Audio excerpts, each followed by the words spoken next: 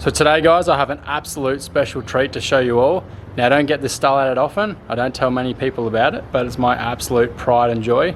We're going to fix an oil leak on it today and I hope you guys enjoy. What you drive? On my ride? Yeah. Yeah, my ride's one of a kind. My life be like, yeah. My life be like, yeah.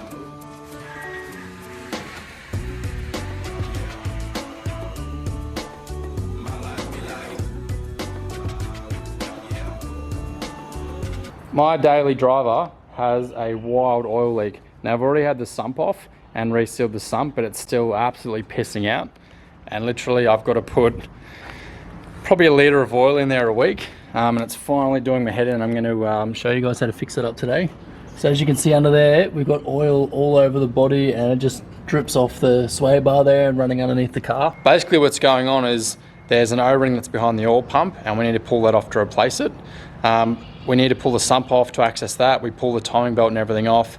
Then there's a heap of bolts, get the oil pump off, replace that O-ring and put it back together and she should be sweet.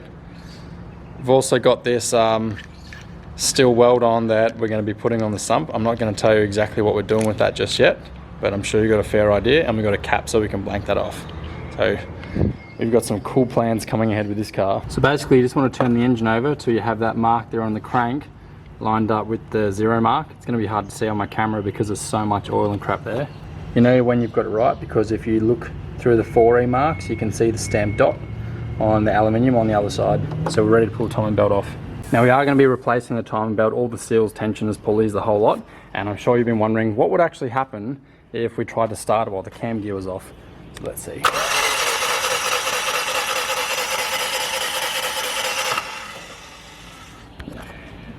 So these are a non-interference engine. So basically when I line it back up on top dead center and put the cam gear back on, there's going to be no damage to the valves and it'll fire straight up.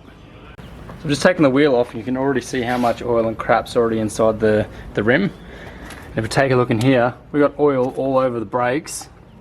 We've got a massive oil leak here, so this is very important and why I want to fix this before the weekend. So we've got a 19mm socket, fits on the front of the crank there.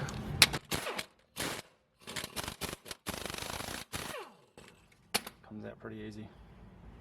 So you've got 3 bolts for the timing cover. And that'll drop off. Move this washer. And then your timing belt's ready to come off. There's a 12mm spanner to remove this pulley. Now if you're going to attempt to pull this apart yourself, for some reason when everything's hot, everything seems to come apart nice and easy.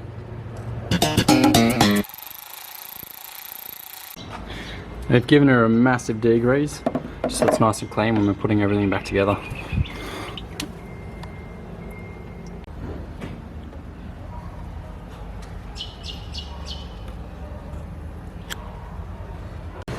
Easiest way to separate the sump from the block, I just ease a screwdriver in that side, ease one on that side, keep tapping them in, and eventually the silicone will break and the sump will drop off. So once we remove the oil pump, you can already see the fresh residue of oil there, and this is the problem here. O-ring is stuck. I can't even get it out. So I've got the O-ring out and this is what we're left with. I don't know if you can buy these aftermarket, but just go straight to Toyota, the dealership. That's the part number for them. Put that back in, don't worry about using any silicone, just wipe a little bit of oil on there and then you can bolt the oil pump back on. Almost forgot to mention, you want to get some oil resistant silicone and just do a paper thin wipe across here. That there's just sealing from this side across here to that side, just to stop the crankcase oil going up. You don't need to put oil anywhere else, that's it.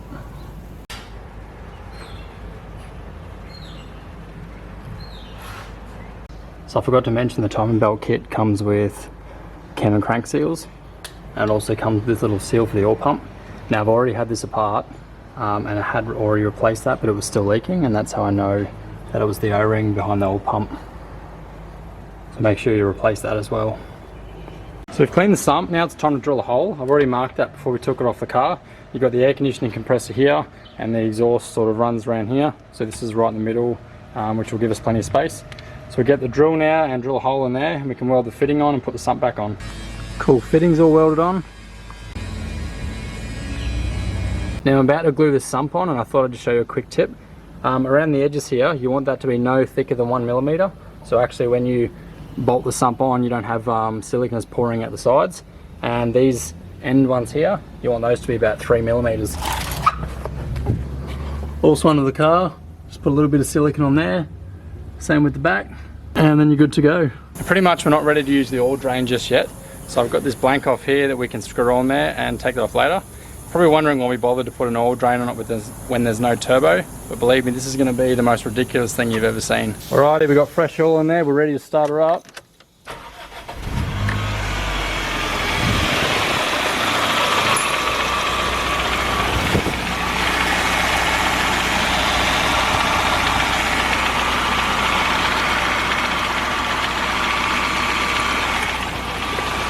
Beautiful.